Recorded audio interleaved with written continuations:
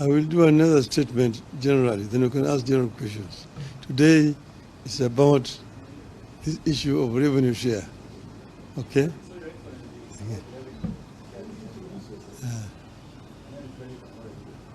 What's the way forward? Because now we are seeing the around 7 months the National Assembly is having a fund which the executive is distributing, the Senate is trying to solve the fund, but what's the best way forward? How can we solve this fund that we have the counties and the people and the local counties cannot suffer? No, you see, it's a standoff which is unnecessary. I'm just asked the members of National Assembly to be more patriotic and move away from functions which are not theirs. It is very clear. It's so clear that, I feel very frustrated because I was involved in the drafting of this constitution. And we know exactly how this constitution is supposed to work. But the greed of members of parliament. Members of parliament want to be constructing roads. Members of parliament want to be constructing health centers. They want to be contractors themselves. Who is going to oversight the government? If the oversighter himself is the implementer. It does not happen anywhere in the world.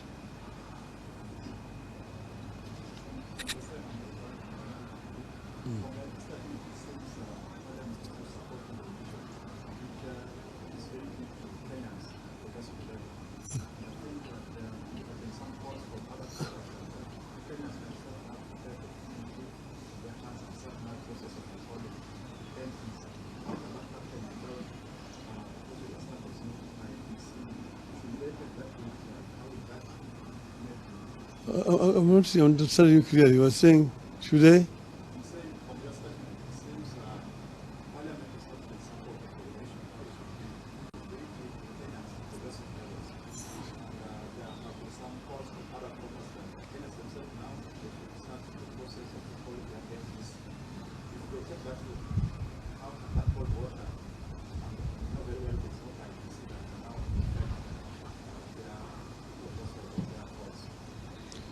No, you see, we want Kenya to understand exactly what the Constitution provides and who is really at fault here.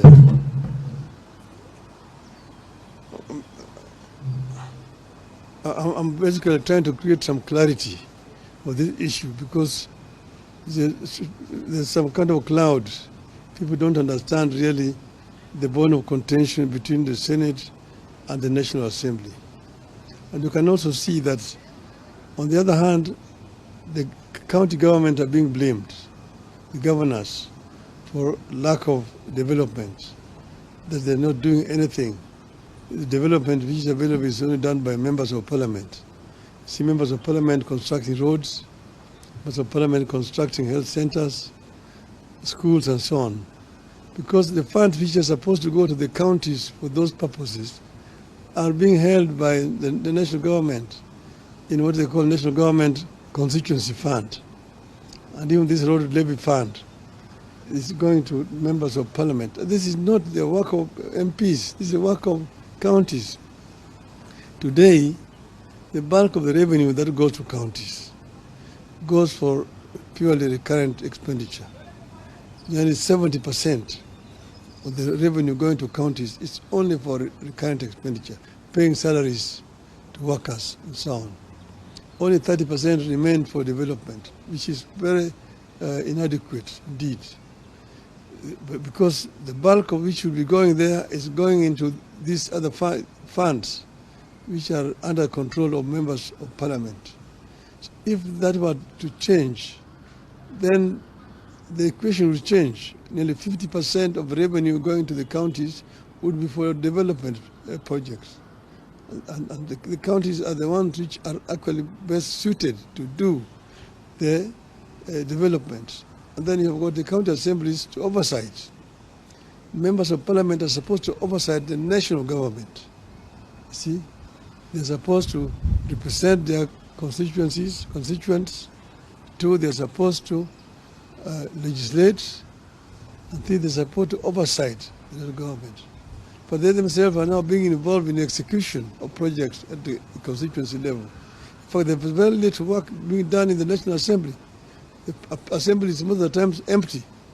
There are no debates taking place in that Parliament the way it used to be when we were members of Parliament those days. Parliament is no longer doing its work as a National Assembly.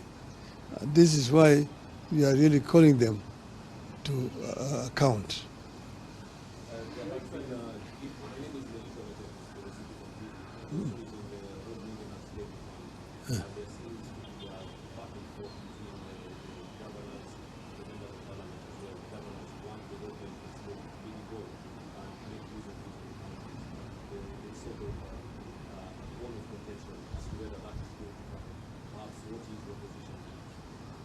We have said that fuel levy fund is supposed to be used for maintenance of roads at the national level and at the county level. So that should go directly to the kitty of the county government, not constituency fund being controlled by members of parliament. That's what I'm saying. It is the members of parliament are not supposed to be executing things. The members of parliament are supposed to be oversighting. But if an MP himself is the executor, you have a situation where MPs themselves are the contractors. I know examples where you find a president going to launch a road, the contractor is a member of parliament. So if that's not a conflict of interest, I don't know what conflict of interest is. It is embarrassing, very embarrassing indeed. When the president came to power, the new government came to power, they promised to empower the president. They promised to enhance the sources of the economy. But what we are seeing from the Secretary of the National Assembly is all of what the promise. Part of these lies are trying to look at it. Yes, you know, there's a whole competition between the National Assembly, the national government, and the counties.